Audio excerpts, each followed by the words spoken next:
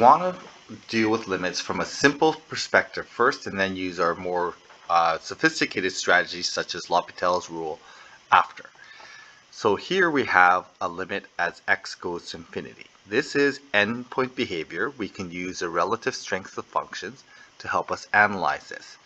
So here we have a quadratic expression on the top, and here the max power is also quadratic because when we square root the power 4 we get a quadratic. So what ends up happening then is essentially the quadratic terms would then be able to compare to each other as x gets large, and this x term becomes essentially insignificant. And what we can then do is just compare the ratio of the coefficients. So here the coefficient,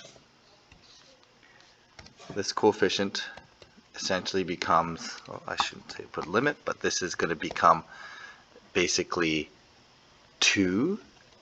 This coefficient is 1 minus 5. So we end up with 2 over negative 4. So our limit should be at negative 1/2. So as x gets really, really big, this should have a horizontal asymptote, which is endpoint behavior, at a horizontal asymptote at y equals negative 1/2.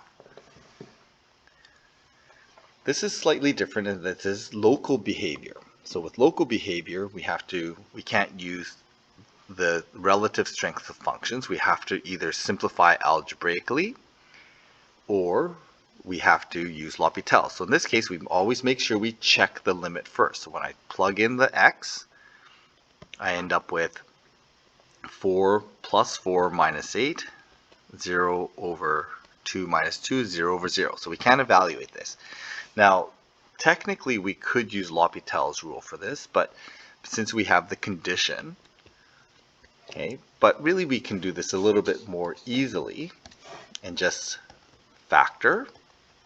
We get 0 over 0 because there's a common factor of 0 here.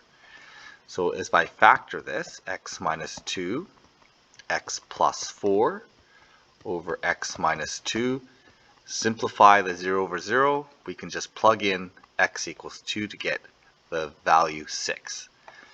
Now note that if I applied L'Hopital's rule here, so if I applied L'Hopital's,